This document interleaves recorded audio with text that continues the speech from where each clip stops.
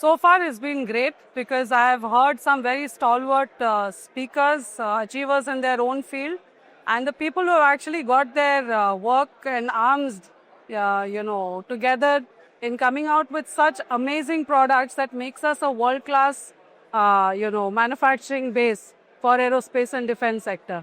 I think that's a very, very valid question. And in our journey to be making sure we are in tandem with Atmanirbhar Bharat and the Make in India concept and our, spot in the global framework, in terms of the aerospace and defense sector, it has made some remarkable progress.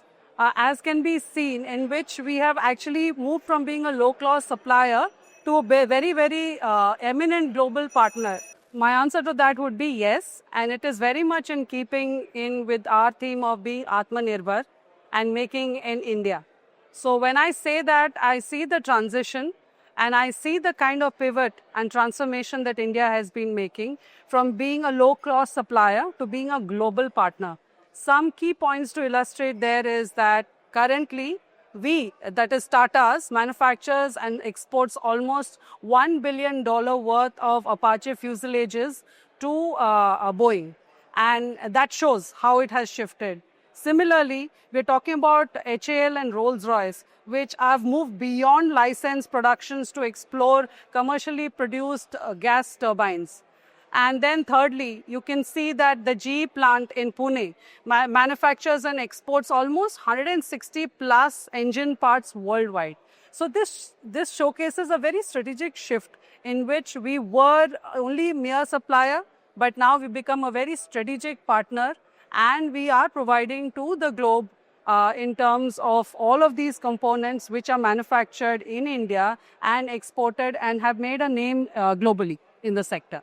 I don't think the challenges would be that we have to basically streamline and ensure that we adopt and adapt to technologies. All the smart manufacturing technologies there are available. We have to streamline our processes and keep in tandem with the world. We have to make sure that we are achieving strategic partnerships, which have been, of course, enforced by India. Nowadays, I think we are talking about the manufacturing in up to 74%, which can be adopted in terms of strategic partnerships with foreign entities as well.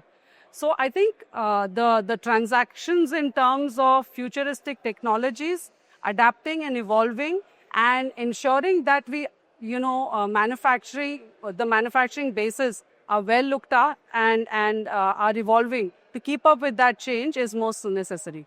That I would address as a key challenge. Would be to make sure that we are indigenous, we are self-reliant, and we are supported ably by the entire world to make sure we hit the targets on time.